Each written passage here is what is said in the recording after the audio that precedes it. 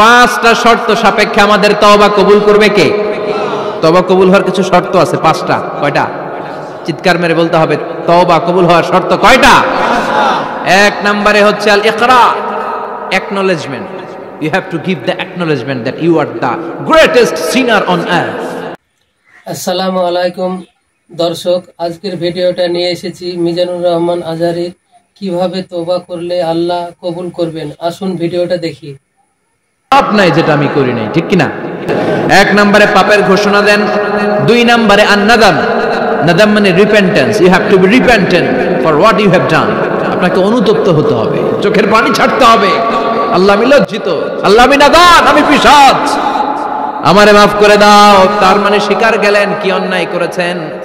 দুই নম্বরে আপনি অনুতপ্ত হলেন। তিন নম্বরে স্টপ, যেই পাপ করতেছিলেন ওইটা থামান। Stop what you have done, যেটা করতেছিলেন আগে থামান। আপনি সুদ খাইছেন, অনুশোচনা আসলো, মাফও চাইতেছেন, আবার সুদও খাইতেছেন, হবে? আপনি ঘুষ খেয়েছেন, তওবা শুরু করলেন, আবার ঘুষও খেয়ে যাচ্ছেন, হবে? থামেন, স্টপ। তিনটা গেল। চার number, to hate what you have done, ঘৃণা করতে হবে। যেই পাপটা করেছেন মন থেকে, ওই পাপটাকে ঘৃণা করতে হবে। পাঁচ নাম্বার শর্ত হচ্ছে to determine that you never repeat this sin again in your life. আল্লাহর ওয়াদা দেন, কমিটমেন্ট দেন যে আল্লাহ আমার জীবনে পারতপক্ষে এই পাপ জীবনেও করব না। চিৎকার করে বলেন ঠিক কিনা? তার মানে আপনি স্বীকার যান, তারপরে আপনি অনুতপ্ত হবেন, যে পাপ করেছেন থামিয়ে দিবেন, পাপটারে মন থেকে ঘৃণা করবেন, আর আল্লাহরে ওয়াদা দিবেন আল্লাহ আর করব না। এই পাঁচটা শর্তের আলোকে তওবা করলে জীবনের সব গুনাহ মাফ করে দিবে কে?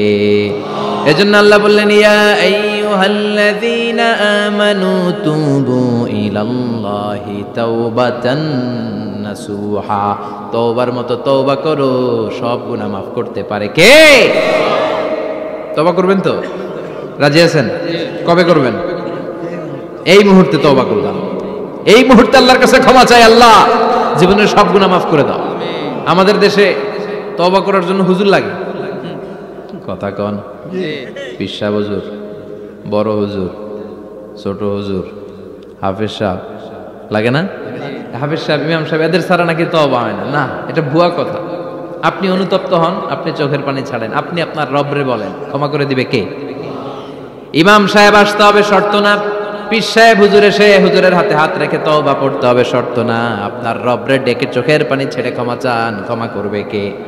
সব সময় 24/7 তওবার দরজা খোলা, দুইটা সময় ছাড়া। ভালো করে মনে রাখবেন, মুখস্থ ঠোঁটস্থ যেন থাকে। দুইটার সময় তওবা কবুল হয় না। চিৎকার করে বলেন কয় সময়?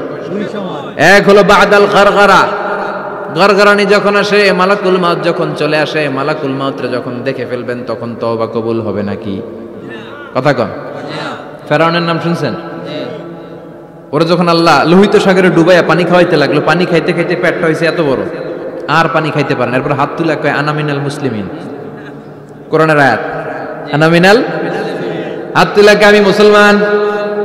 ফেরাউন নাই বলে মুসলমান, আমরা যেমন কই, কথা কন। ফেরাউন হাত তুলে কয় আনা মিনাল মুসলিমিন। আল্লাহ কয় টাইম ইজ আপ, দেরি করছস, অনেক সময় দিলাম, অনেক সুস্থ রেখেছি, ক্ষমতা দিয়েছি, দাপট দিয়েছি, তখন যদি ঘাটটা নত করে, মাথাটা নত করে একবার ক্ষমা চাইতি, ফেরাউন তোরেও ক্ষমা করে দিতাম। কিন্তু সময় শেষ হওয়ার পরে আমি মুসলমানদের অন্তর্ভুক্ত বললে কোনো লাভ হবে নাকি? আল্লাহ বলল সময় নাই, সময় শেষ। কারণ মুসা আলাইহিস সালামের চাচাতো ভাই অনেক দাওয়াত দিল, যাকাত দে, কারণ কে যাকাত দিব না, এই সম্পদ আমি কামাইছি, আল্লাহ দেয় নাই। মুসা আলাইহিস সালাম বললেন তাহলে আযাবের অপেক্ষা কর। আযাব চলে আসলো। আল্লাহ বলেন মুসা সেফ জোনে যাও, সরো, এখনই আযাব। ফাখাসাফনা বিহি ওয়া বিদারিহিল আরদ, পুরো ফাইমের জমিনটার আল্লাহ কাঁপিয়ে দিলেন, আর কারুনকে সহ পুরো সম্পত্তি তার জামিনের ভিতরে দাবিয়ে দিলেন। হাঁটু পর্যন্ত কারুন দেবে যায়, ভাবছে উঠে যাবে, কোমর পর্যন্ত দেবে যায়, ভাবছে উঠে যাবে, গলা পর্যন্ত যখন দেবে যায় আর সুযোগ নাই। কয় মুসা আমার সব সম্পত্তি তোরে আর তোর আল্লাহরে দিয়ে দিলাম, আমারে বাঁচা, আমারে সব সম্পত্তি তোর আর তোর আল্লাহর, আমারে খালি বাঁচা, চাচা আপন প্রাণ। আল্লাহ বলে সময় শেষ। তার মানে বাদাল গারগারা তওবা কিন্তু আর কবুল হয়। এই হলো একটা। নাম্বার 2, বাদা তুলুই শামস মিন মাগরিবিহা, প্রতিদিন চাঁদোলাতে সূর্য কোন দিক দিয়ে ওঠে? কথা কয় না? পূর্ব দিকে। কিয়ামতের আগ দিয়ে সূর্যের পূর্ব দিকে উঠবে না, পশ্চিম দিক থেকে উঠবে। যেদিন প্রভাতে পশ্চিম দিক থেকে সূর্য উঠবে, ওই দিন থেকে তওবার দরজাটারে বন্ধ করে দিবে কে? আল্লাহ। তার আগ মুহূর্ত পর্যন্ত জীবনে যত গুনাহ করেছি, অন্যায় করেছি, চোখের পানি ছেড়ে ক্ষমা চাইলে ক্ষমা করবে কে? শয়তান আল্লাহরে চ্যালেঞ্জ দিছে, আল্লাহ তুমি আমারে জাহান্নামে পাঠাবা, আমিও তোমার বান্দা করে লয়ে একসাথে জামাতে ঢুকমু, একা ঝুঁকবো না, একা যাব না, তোমার বান্দাদেরকে সবগুলারে জাহান্নামী বানায়া তারপরে ঢুকমু।